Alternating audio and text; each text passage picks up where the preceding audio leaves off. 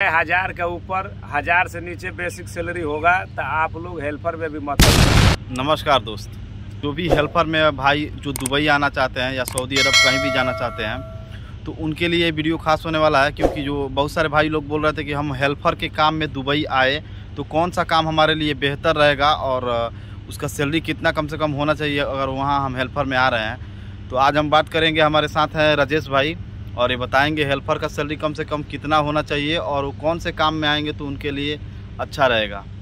बोलिए राजेश भाई। देखिए भाई लोग, हेल्पर के काम में आप लोग आइए, कोई सा कंपनी में आइए, लेकिन क्या है 1000 के ऊपर 1000 से नीचे बेसिक सैलरी होगा तो आप लोग हेल्पर में भी मत आइए।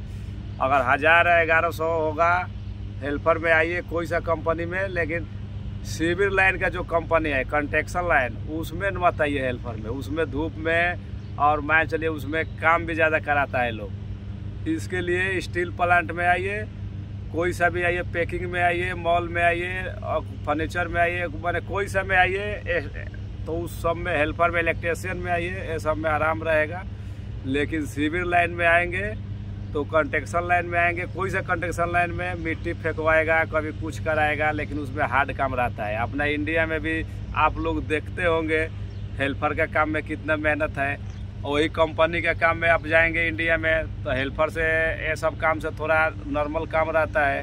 तो इसलिए आप लोग भी सऊदी, दुबई, कतर कहीं भी जाए हेल्पर के लिए पहले तो बेसिक चेक कीजिए, 1000 से नीचा नहीं होना चाहिए। उसके बाद आप लोग कंस्ट्रक्शन लाइन छोड़ के कोई सा हेल्पर में, या मैकेनिक में आइए, ऐसा जनरल हेल्पर में आइए, कैसा भी आइए, लेकिन वो मान चलिए कि वो सब में कुछ राहत रहेगा। बोला। और देखिए उसमें एक और है, जब आप लोग इंटरव्यू देने जाते हैं ऑफिस में, कोई सा ऑफिस होने दीजिए, तो पहले एग्रीमेंट उधर बनता है। तो एग्रीमेंट का आप लोग पेपर जो है वो देखिए कि पेपर पर हमारा इधर जितना रेट बोल रहा है उतना मान के चलो कि लिखता है कि नहीं लिखता है, उतना नहीं तो बगैर पेपर एग्रीमेंट कर पाएंगे, इधर आके उधर 1000 बोलेगा, इधर आके 800 लगा देगा, 700 लगा देगा। बिना एग्रीमेंट पेपर किए साइन किए यहाँ पे आना बेकार है। कोई उपाय नहीं है। आप बोलेंगे नहीं काम करेंगे तो बोलेगा सप्लाइया में है, सप्लाई में अगर आ गए गलती से तो बोलेगा पैसा फिर 30-40 हज़ार मंगाओ तब घर जाओ, नहीं तो जाने नहीं देगा।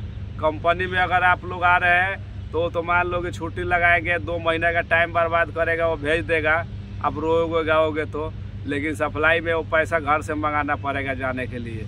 इसके लिए आप एग्रीमेंट देख के लाएंगे, एग्रीमेंट साइन करके वहाँ आएंगे तो अब वो बेसिक सैलरी आपका कम नहीं होगा, जितना साइन रहेगा उतना मिलेगा।